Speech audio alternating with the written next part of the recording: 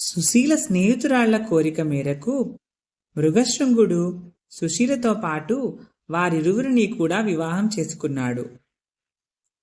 కొంతకాలం తరువాత సుశీల గర్భము దాల్చి ఒక కుమారుడిని ప్రసవించింది.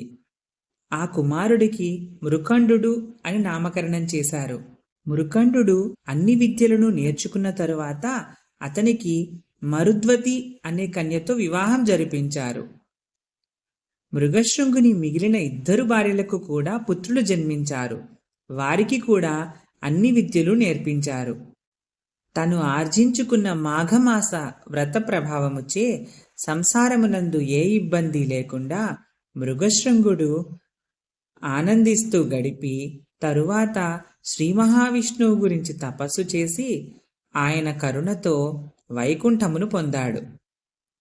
విన్నావు కదా దిలీప మహారాజా, మృగశృంగుడు తను చేసుకున్న మాఘమాస ఫలము వలన తనకు పుత్రపౌత్రాభివృద్ధి కలగడమే కాక బొందితో శ్రీమన్నారాయణుడు ఉండే వైకుంఠానికి వెళ్ళాడు. ఇప్పుడు మనం అతని పెద్ద కుమారుడైన మృకండుని గురించి తెలుసుకుందాము అని చెప్పాడు.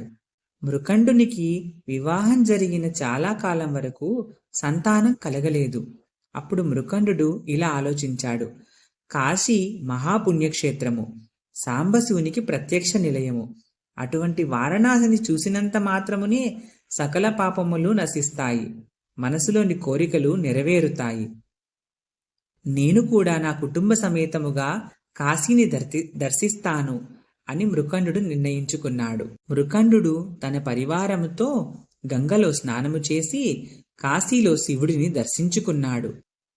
ఆ విశ్వేశ్వరుడిని భక్తి శ్రద్ధలతో ప్రార్థించాడు.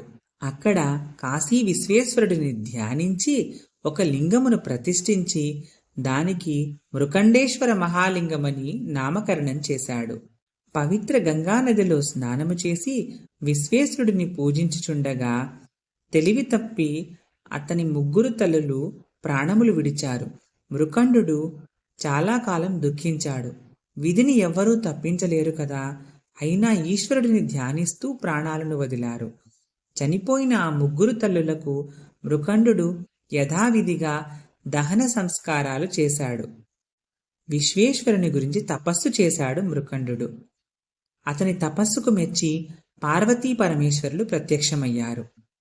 మాకు సంతానం ప్రసాదించండి అని మృకండు వారిని వేడుకున్నాడు.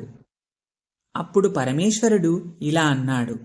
బ్రతికున్నంత వరకు వైధవ్యముతో ఉండే పుత్రిక కావాలా లేదా అల్పాయుష్కుడైన పుత్రుడు కావాలా అని ప్రశ్నించాడు. మృకండునికి ఆశ్చర్యం కలిగింది.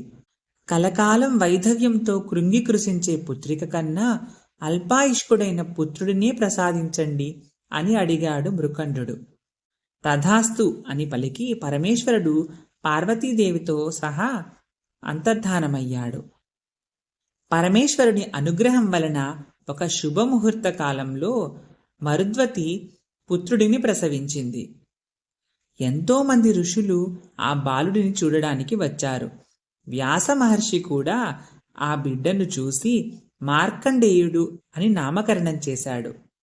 ఈ వీడియో మీకు నచ్చితే లైక్ చేసి షేర్ చేయండి. ఇలాంటి మరిన్ని వీడియోల కోసం ఈ ఛానల్ని సబ్స్క్రైబ్ చేయండి.